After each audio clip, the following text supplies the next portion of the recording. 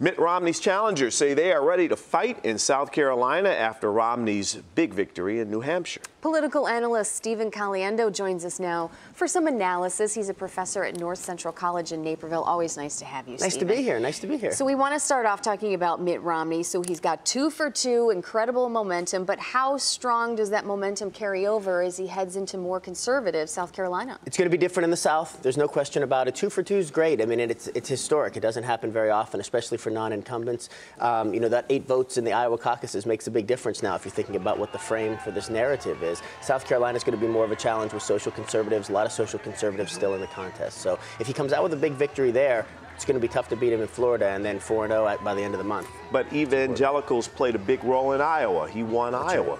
And it seems, according to the latest CBS polls, that Republicans are being very pragmatic about this primary. They're saying, who gives us the best chance to beat President Obama? I think many of them are being strategic in that regard. I think that some of the folks actually who are voting for the other candidates, not Romney, are also being strategic. I think they're thinking that Mitt Romney's in the 1%. He's one of the folks that might be part of the problem, and it's going to be very easy for the Obama administration to paint him that way. And there's Ron Paul there. How badly is Mitt Romney being hurt, though, for the general election by the negative ads against him, calling him a job killer? Sure. He shipped jobs overseas. He closed companies. We have short memories on that stuff, really, to be honest. I mean, I think that the Obama administration would have picked up those themes anyway. I mean, being able to point to some of his Republican will be allies if he gets the nomination as saying the same things might be helpful. But those themes are going to be picked up no matter what. What about John Huntsman? He said he was going to drop out if he didn't come in third. Is this a big victory for him as he moves on here? Yeah, I mean, he didn't campaign in Iowa, so he wasn't upset that he didn't do well in Iowa. This was important for him.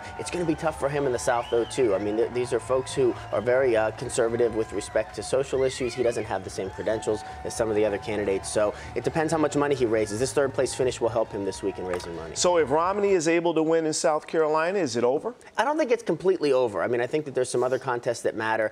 One of the things that Ron Paul is going to be able to do, I think, with as much support as he has, is stay in maybe until the convention, which is important to him because then he'll be able to give an important convention speech. And if the folks who are the libertarian part of the Republican Party want to take over and be an important voice within the party, that's something that they want to be looking at. All right. Sure. Stephen Caliendo, thank you so much for your insights. It's Always good to see good you to have guys. you. Good to see you. Get back here soon. I'll be there. All right, thank you. He'll also have a posting of this interview on his Facebook page if you'd like to hear what he has to say all over again. Thank you, Steve.